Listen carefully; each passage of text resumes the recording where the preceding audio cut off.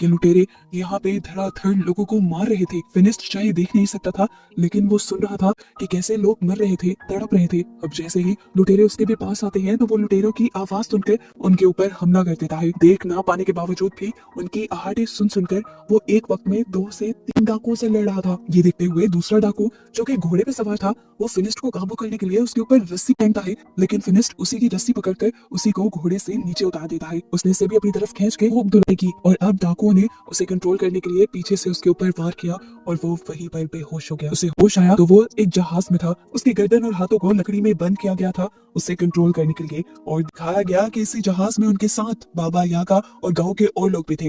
कुछ देर बाद यहाँ पर एंडी भी आ जाता है जो यहाँ आजाद घूम रहा था। बाबा यागा ने उससे पूछा, तुम आजाद कैसे? एंडी ने बताया, मैंने इन डाकुओं को यकीन दिलाया है कि मैं उनकी मदद कर सकता हूँ और मैं उनके लिए तुम पर भी निगरानी रखूंगा, इसीलिए मैं आजाद हूँ। इस टाइम उसके पास एक सोने का चिराग भी था जो वो डाकुओं से चुरा कर लाया था और इन सबको दिखा रहा था। वो कहता है कि मैं इसको बेचकर पैसे कमाऊंगा। जैसे ही वो इसे साफ करने के लिए निकलने लगा तो उसमें से एक जिन बाहर निकल आया, जिसे देखकर सब लोग डर गए। यहाँ तक कि खुद एंडी भी नीचे का शोर सुनकर ऊपर से जब एक डाकू नीचे आया तो जिन ने उसे एक पंच लगाते हुए वापस ऊपर गिरा दिया।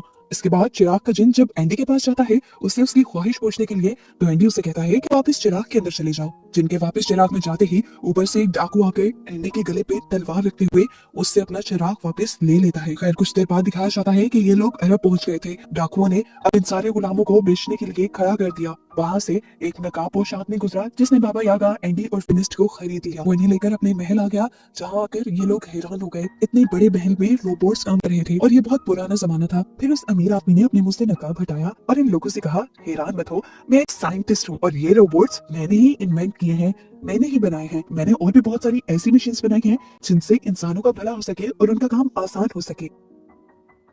फिनिस्ट भी यहाँ उसे अपने पास की कहानी बताता है कि वो पहले एक बहुत ज्यादा ताकतवर इंसान था, लेकिन फिर अंधा होने के बाद उसकी लाइफ बहुत बेकार हो गई। साइंटिस्ट ने कहा, हाँ मैंने तुम्हारे बारे में और बाबा यागा के बारे में सुना है, वरना तो मैं गुलामों को खरीद कर आजाद कर देता हूँ। खाने का टाइम हो रहा था। साइंटिस्ट अपने रोबोट से इन लोगों के लिए खाना मंगवाता है और ये लोग बहुत इंप्रेस हो जाते हैं। यागा को लग रहा था कि ये कोई जादू है, जिस पर साइंटिस्ट बताता है, नहीं मैं पिछले 500 साल से इनके ऊपर काम कर रहा था। ये सुनकर यागा हैरान हो जाती है और उनसे पूछते हैं, 500 साल से आप अभी तक इतने जवान कैसे हैं? फिर साइंटिस्ट बताता है कि मैंने एक ऐसा लिक्विड भी तैयार किया है जो इंसानों को कई सालों तक जवान रखता है, और उसी लिक्विड से मैंने अपनी उम्र भी बढ़ाई है, अपने आप को जवान भी रखा है और अपने काम को भी आगे बढ़ाया है। वो अब इन्हें अपनी लैब दिखाने के लिए ले जाता है और फिनिस्ट उससे पूछता है, वो खास किस्म का लिक्विड आपने कैसे तैयार किया था? क्या उससे मेरी आंखें ठीक हो सकती हैं? साइंटिस्ट कहता है, उससे तो नहीं, लेकिन हाँ तुम्हारे लिए मेरे पास कुछ और है। वो यहाँ पर उसे एक ग्लासेस देता है जिसकी मदद से एकदम से सारा कुछ फिनिस्ट को नजर आने लग गया था। इससे वो बहुत ज्यादा खुश हुआ। साइंटिस्ट मिलने को कहता है, साइंस के जरिए कुछ भी करना पॉसिबल है और जो लोग जादू का इस्तेमाल करते हैं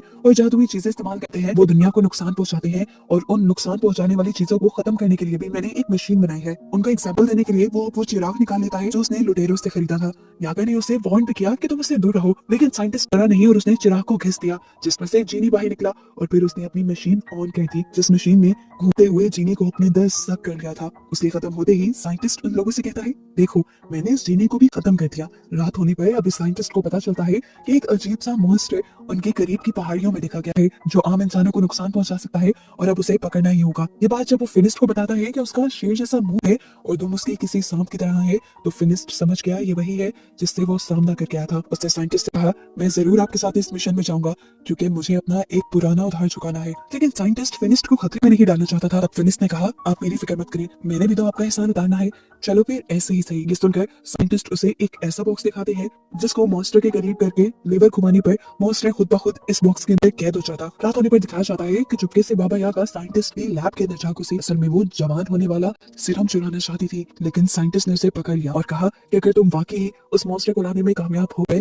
तो उस सीरम का कुछ हिस्सा मैं तुम्हें भी दे दूंगा। सुबह जब ये लोग तैयार थे तो साइंटिस्ट ने इन्हें अपना गोल उड़ने वाला प्लेन दिखाया जो उस टाइम की बहुत अच्छी क्रिएशन थी। वो इन्हें इसे चलाना सिखाता है और बताता है कि इसके जरिए वो कुछ ही मिनट में लंबा फासला तय कर लेंगे। जाने से पहले साइंटिस्ट ने उन्हें ये भी कहा था कि मुझे वो मॉन्स्टर जिंदा चाहिए, उसे मारकर यहाँ नहीं लेके आना। यहाँ पर साइंटिस्ट फिनिस्ट को फिनिस्ट का हथियार भी देते हैं जिसे अब उन्होंने बहुत एडवांस बना दिया था। इसके बटन दबाने पे इसके अंदर से नई नई चीजें निकल रही थी जिससे फिनिस्ट और भी ज्यादा खुश हो गया। ये लोग अब उस प्लेन में बैठ के सफर शुरू कर देते हैं और प्लेन जल्द ही इन्हें उस पहाड़ी तक पहुंचा देता है जहाँ पर वो मॉन्स्टर था। काफी देर ढूंढने के बाद आखिरकार फिनिस्ट को उस मॉन्स्टर के पांव के निशान दिख जाते हैं। वो निशान एक घर के अंदर जा रहे थे जिसके सामने वो अपना बॉक्स रख देता है जिसमें उसने मॉन्स्टर को कैद करना था। अब फिनिस्ट को तो सिर्फ उसे ट्रैप करना था, इसीलिए वो बड़े मजे से अंदर गया और अपने वेपन का बटन दबाते हुए उसने सिर्फ मॉन्स्टर को ललकारा। मॉन्स्टर को चोट पहुंचाकर वो बाहर आ गया। कुछ जब वो तेजी से बाहर निकल रहा था तो गलती से उसका सर एक दरख्त से टकराने की वजह से वो बेहोश हो गया और मॉन्स्टर भी अब अपनी गार से बाहर निकल आया। इससे पहले कि वो मॉन्स्टर फिनिस्ट को नुकसान पहुंचाता, मॉन्स्टर के बाहर निकलते ही बाबा यागा जल्दी से उस बॉक्स का लीवर दबा देती है, जिसमें से बहुत सारी चेन्स निकलकर उस मॉन्स्टर को पकड़कर अपने अंदर कैद कर लेती हैं और बाबा यागा ही फिर दोबारा लीवर दबाकर इस पिंजरे को बंद कर देती है। कुछ देर बाद फिनिस्ट को भी होश आ गया था और ये लोग अपना वापसी का सफर करने लग जाते हैं। सफर काफी लंबा था, आधे रास्ते में रात हो गई और ये लोग सो गए। अब रात में फिनिस्ट को पिंजरे के अंदर से किसी लड़की की आवाज आई। क्यूरियोसिटी में उसने पिंजरा खोलने का फैसला किया, हालांकि बाबा यागा उसे मना भी कर रही थी, लेकिन फिनिस्ट उस पिंजरे को खोल लेता है और क्या देखता है कि इसके अंदर वही शहजादी थी जिसके बारे में कहानियां बनी हुई थी। बाबा यागा बोली, इसका मतलब वो मॉन्स्टर ही असल में शहजादी है। यागा पीछे से आवाज लगाती है, फिनिस्ट उसे बाहर मत